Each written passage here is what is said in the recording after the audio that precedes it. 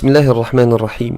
Si vous n'avez jamais visité Médine ou que l'un de vos proches ne l'a jamais visité, voici une vidéo dans laquelle vous allez pouvoir la découvrir ou la faire découvrir en partageant cette vidéo.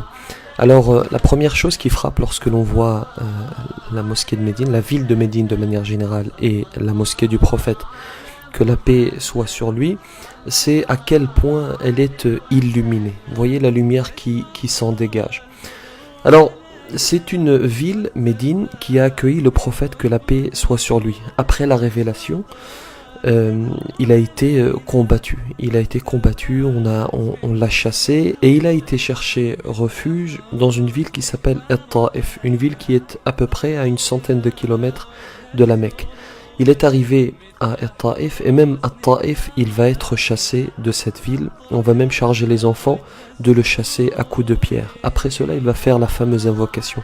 Allahumma ilayka ashku da'fa quwwati wa qillata hilati wa hawani 'ala an-nas. Et Dieu va répondre à son invocation et il va être accueilli par les Médinois, une ville qui s'appelait à l'époque Yathrib. Et c'est une ville qui a un certain nombre de noms. On l'appelle Taïba, on l'appelle Taba, on l'appelle Al-Madina. Cette mosquée que vous voyez, ce n'est pas la première mosquée de l'islam, c'est la deuxième. La première mosquée de l'islam, c'est la mosquée de Quba, qui est située à 3 km au sud de la ville. Alors on fait une petite pause ici pour vous montrer plusieurs choses. D'abord, voyez cette coupole verte. En dessous de cette coupole, il y a le prophète, que la paix soit sur lui. Il y a Abu Bakr radiyallahu anhu et il y a Omar radiyallahu anhu. Cette coupole que vous voyez, on y accède par la porte qui s'appelle As-Salam, Babus Salam, que vous voyez ici. On entre, on traverse et on salue le prophète, que la paix soit sur lui, qui se trouve sur notre gauche. Lorsque l'on fait la prière mortuaire dans la mosquée du prophète, que la paix soit sur lui, à la différence de la Mecque, ici, on n'a pas besoin de voiture pour aller au cimetière, puisque je vais vous le montrer tout à l'heure. Le Baqi', le cimetière du Baqi', il est juste à côté de la mosquée. Donc, vous voyez cette petite porte ici, c'est de là que sortent les fidèles qui portent le défunt, et ensuite ils vont directement l'enterrer à El-Baqi'.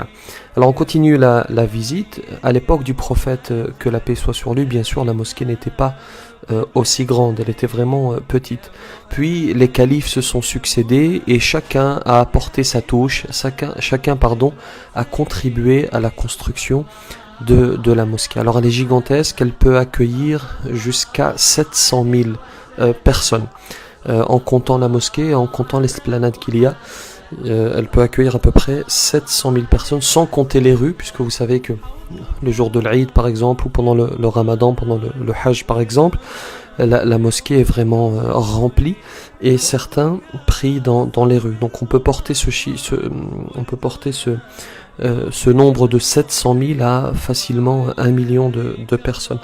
Il y a 10 minarets, vous les voyez, ces minarets qui culminent à 103 mètres. Il y a, à l'époque du prophète, que la paix soit sur lui, il y avait 3 portes, il y en a aujourd'hui 85. Vous voyez, ce que vous voyez ici, ce sont des parasols.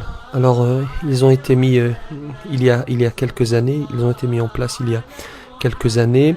Donc il y en a 250 et chacun couvre une superficie d'à peu près 615 mètres carrés pour permettre, notamment le jour du vendredi, aux musulmans de ne pas être exposés au soleil. Dans la ville, dans cette mosquée, une prière, d'après nos textes, une prière équivaut à 1000 prières et à la Mecque, une prière équivaut à 100 000. Concernant les coupoles, alors cette coupole verte, elle fait 9 mètres, il y a 27 coupoles mobiles.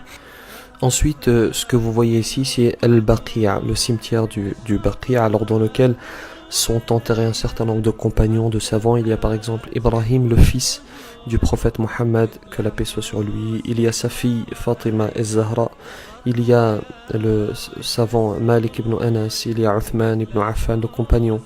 il y a Abbas ibn Abd al-Muttalib, l'oncle du prophète, que la paix soit sur lui. Voilà, n'hésitez pas à partager la vidéo pour partager toutes ces informations, et on remercie Tasjilat al-Haramain qui ont fourni les images. صلى الله عليه وسلم